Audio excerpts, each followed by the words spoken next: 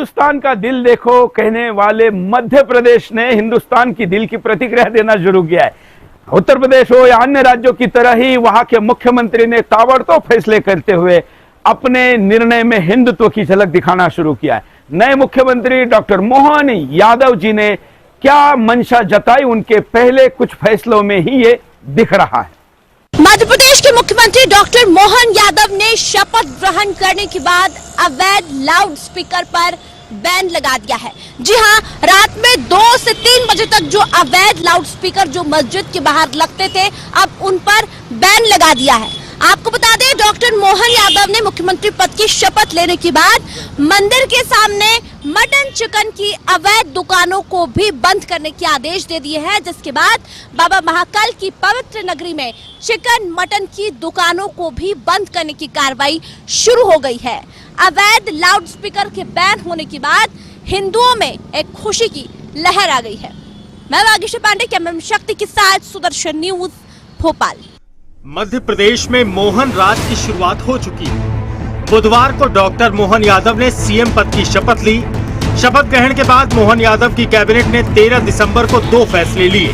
पहला फैसला ये कि खुले में मांस और अंडे की बिक्री पर सख्ती लगाई जाएगी और दूसरा ये कि धार्मिक स्थानों पर जोर से लाउड स्पीकर बजाने पर कार्रवाई होगी।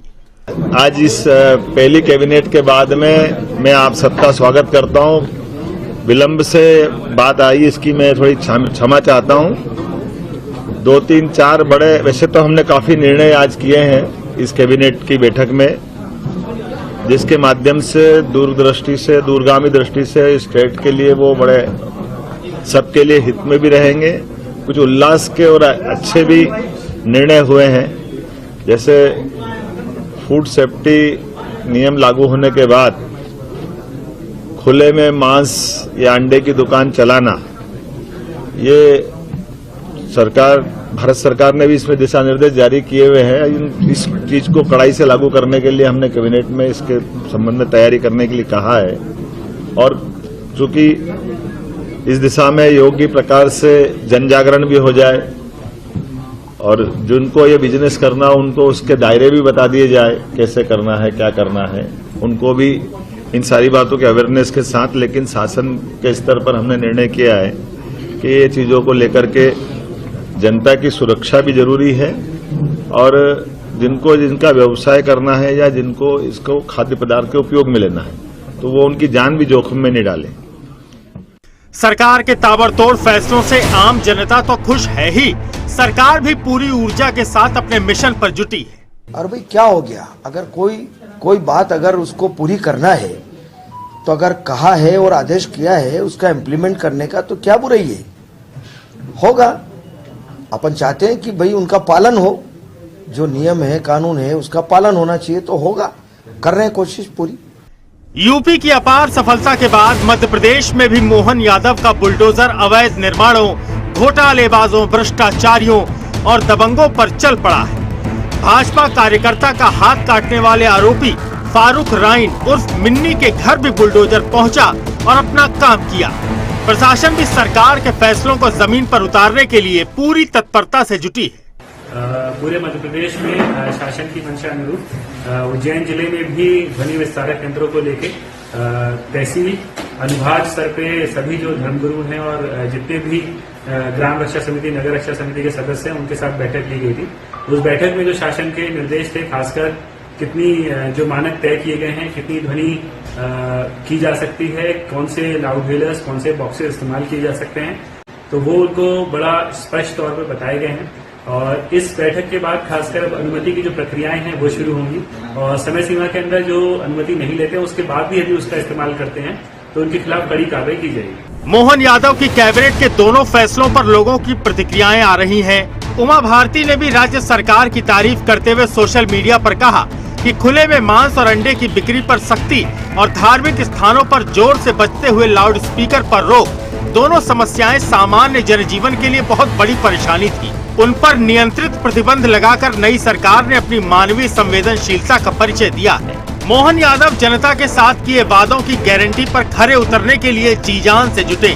लाजमी है बीजेपी आलाकमान भी मोहन यादव के ताबड़तोड़ एक्शन से खुश है, क्योंकि 2024 के चुनाव जीतने से पहले जनता का दिल जीतना जरूरी है। Bureau report, Sudarshan news. नए उप मुख्यमंत्री भी इस विषय पर क्या कहते हैं और प्रशासन को क्या हिदायत दी गई है, कैसे प्रशासन ने भी अब कमर कस ली है और नए राजा के तौर पर नए शैली में काम करना शुरू किया है। आज इस पहली कैबिनेट के बाद में मैं आप सबका स्वागत करता हूं। विलंब से बात आई, इसकी मैं थोड़ी क्षमा चाहता हूं। 2, 3, 4 बड़े, वैसे तो हमने काफी निर्णय आज किए हैं इस कैबिनेट की बैठक में, जिसके माध्यम से दूरदृष्टि से, दूरगामी दृष्टि से स्टेट के लिए वो बड़े सबके लिए हित में भी रहेंगे।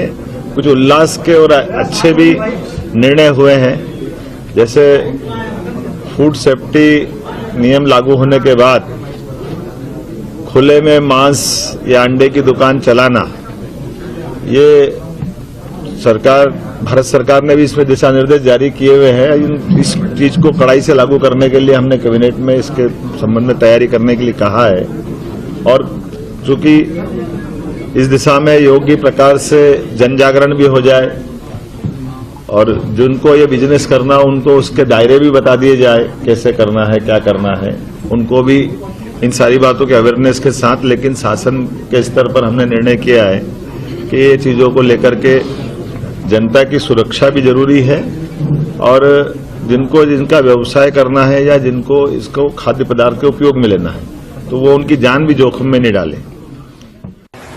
पूरे मध्य प्रदेश में शासन की मंशा अनुरूप उज्जैन जिले में भी ध्वनि विस्तारक यंत्रों को लेके तहसील अनुभाग स्तर पे सभी जो धर्मगुरु हैं और जितने भी ग्राम रक्षा समिति, नगर रक्षा समिति के सदस्य हैं, उनके साथ बैठक ली गई थी।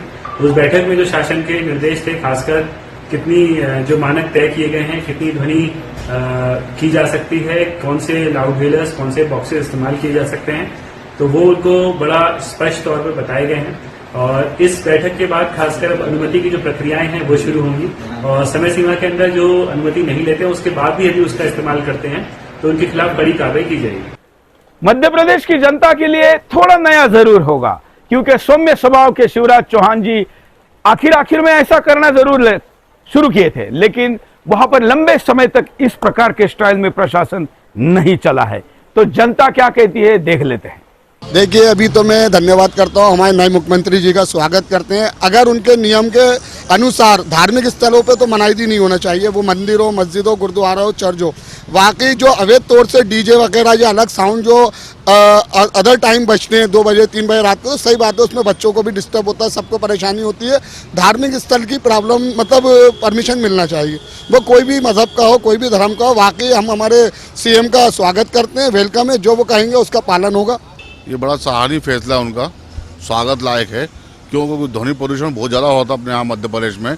लोग बाग धर्म के नाम पे आवाज़ को इतनी बुलंद करते थे कि आसपास के रहने वाले जो हैं, छोटे बच्चे हैं, पढ़ाई कर रहे हैं, कुछ कर रहे हैं, उनको बहुत सा दिक्कत जाती थी, चाहे वो किसी भी धर्म का हो। उनका इस फैसले का हम बहुत स्वागत करते हैं, वंदन करते हैं, अभिनंदन करते हैं। और ये जो राष्ट्रवादी सरकार है, बहुत अच्छा फैसला उन्होंने लिया है, इसका बहुत बहुत स्वागत करते हैं।